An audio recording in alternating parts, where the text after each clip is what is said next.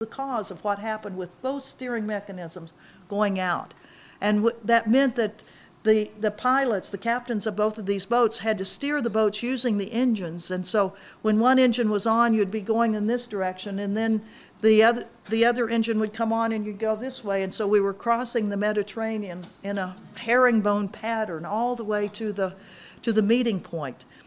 Both of the boats needed to go into Cyprus to get the steering mechanisms fixed. So those of us that were on Challenger 2 got on board the big Turkish ship, the Mavi Marmara, the ship that was a 600-passenger ship, a large multi-story, 6-story high day ferry boat that normally took passengers around the islands of Turkey, but had been I still don't know whether it was leased or purchased, but leased, let's say, purchased by a Turkish international humanitarian organization called the International Humanitarian Foundation. In Turkish, it's IHH, an organization that the Israeli government is saying, maintaining is a terrorist organization, that it has ties to Hamas, that it works in Gaza. Well, it's true, it does have offices in Gaza, as many international NGOs have. But it also, if you go on their website, ihh.org, you'll see that it has humanitarian projects all over the world. It is a big, big organization. It's a big one like American organizations that we have, like CARE, Catholic Relief Services, big ones that have worldwide programs. IHH had hired this ship to take primarily Turkish citizens, over 450 Turkish citizens, and then 150 people from the Middle East and some from Europe. And on board this big, big ship were all sorts of facilities for us to get the word out to the world that the ships were sailing. It had a remarkable media center, a press room that had 20 laptop computers that were tied together to a satellite network where you could go in and download from one computer to another, put your articles that you'd been writing on board the ship, and then in real time you could send those things up all over the world. On the bow of the ship, and many of you probably saw this because if you were watching on the internet, watching 24 hours a day, you could watch what was going on that ship. You could hear the interviews that over 70 reporters from all over the world were having with passengers on that ship to describe why they felt it was so important that they came to the Gaza flotilla, that they wanted to be a part of trying to break the siege, the sanctions on Gaza. I was on board that ship for 48 hours, and then a mere 12 hours before the attack happened, I traded places with people that were on the small Challenger 1 ship that had returned from getting the steering mechanism fixed in Cyprus. On board that small ship were 3 German parliamentarians who wanted to go on the larger ship because there were other parliamentarians from other countries on that ship. So I and then 2 Australian journalists came off of the big ship and went on the small ship. And then just as our transfer took place, the decision was that the flotilla was to turn and we were to go toward Gaza.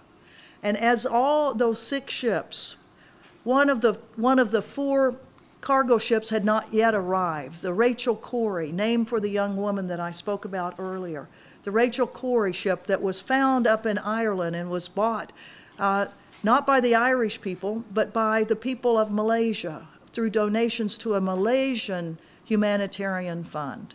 Purchased by the people of Malaysia, the ship, then named for an American, sailing from an Irish port, had slowly meandered down the North Atlantic coast, the European coast, and had come too slowly to catch up with us. And in fact, the decision was made that we would have to go ahead and go with just our 6 ships, that the Rachel Corrie would come and either be a part of another flotilla or we'd figure it out somehow. So the 6 ships turned and off we went toward Gaza. And let me tell you, it was a really emotional experience, when you see all of these ships turning. people that had come from all over the world because they were so angry about what was happening to the people of Palestine. The ships turned. Less than 8 hours later, we were getting radio calls from the Israeli military. You are approaching a security zone. Turn back. Do not come in our zone. The captains of each of the ships were called by name by the Israeli military. Captain so-and-so of the Mavi Marmara, turn around. And each of the captains would say, this is Captain so-and-so of the Mavi Marmara. We are an unarmed civilian ship. We are carrying humanitarian goods. It was unbelievable to hear the history as they explained it back to the Israelis about why these ships were coming. And activists that were on board the ships. Huwaida Arif, a young Palestinian, Israeli, American, all three of them. What a history.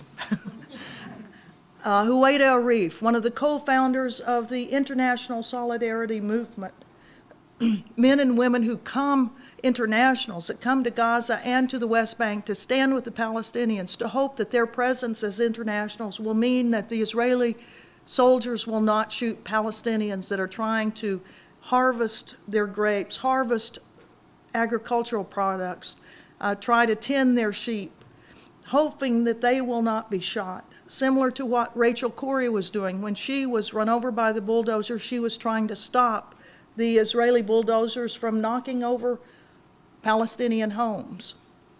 Huwaida Arif also was a co-founder of the Free Gaza boat movement and had been on every one of the boats that had tried to go into Gaza. To hear her, which you can hear on the internet, you can hear her response back to the Israeli naval forces as they were saying, turn back, you're going in illegally entering a zone. And to hear her give a long explanation, I mean, talk about the history. And I'm sure those naval guys went, oh God, here's Huwaida again. Because she is relentless. She is relentless as an Israeli, as a Palestinian, and as an American to say, this siege must end. So she was on the radio back to them to saying, we are proceeding to break an illegal siege that is suffocating the people of Gaza. We are not turning back, we are unarmed, and we are continuing. And we did. At about 4 in the morning, we started seeing lights coming in from the sterns of our vessels, seeing lights coming closer and closer and closer, and by about 4:30, there were Zodiac boats, naval boats that were approaching all of the 6 vessels. And these Zodiac boats aren't just the little boats that you see out on the lakes around Texas. These are large military boats. They have weaponry on board. They have machine guns on the bow. All of the commandos on board are heavily armed. And we saw the Zodiacs coming up to all of our boats. We didn't realize, though, that there was a real naval flotilla around us, that indeed there were over 30 ships of the Israeli Navy that had been formed to stop this flotilla. This flotilla that was just going in to try to help the people of Gaza. I was on board the Challenger 1, which was 150 yards off the stern of the Mavi Marmara. We saw the commando boats go up to the stern. We saw the commando shooting up into all of the decks of the Mavi Marmara, shooting up these percussion grenades that are used to disorient people, that they're fired up with a huge noise that goes off, smoke coming out to disorient anyone there, and it really, it works. It really works. We saw some of the passengers on board the Marmara with a fire hose with salt water in it, pouring water down on the commandos, saying, essentially, don't come on our ship. You don't have permission to be on our ship. Peaceful, nonviolent resistance with a water hose. Similar to what, but in a different manner, the Israeli Navy does to Palestinian fishermen off Gaza, where Palestinian fishermen who are only trying to get food to put on the tables are blown off their ships by water cannons from the Israeli naval boats.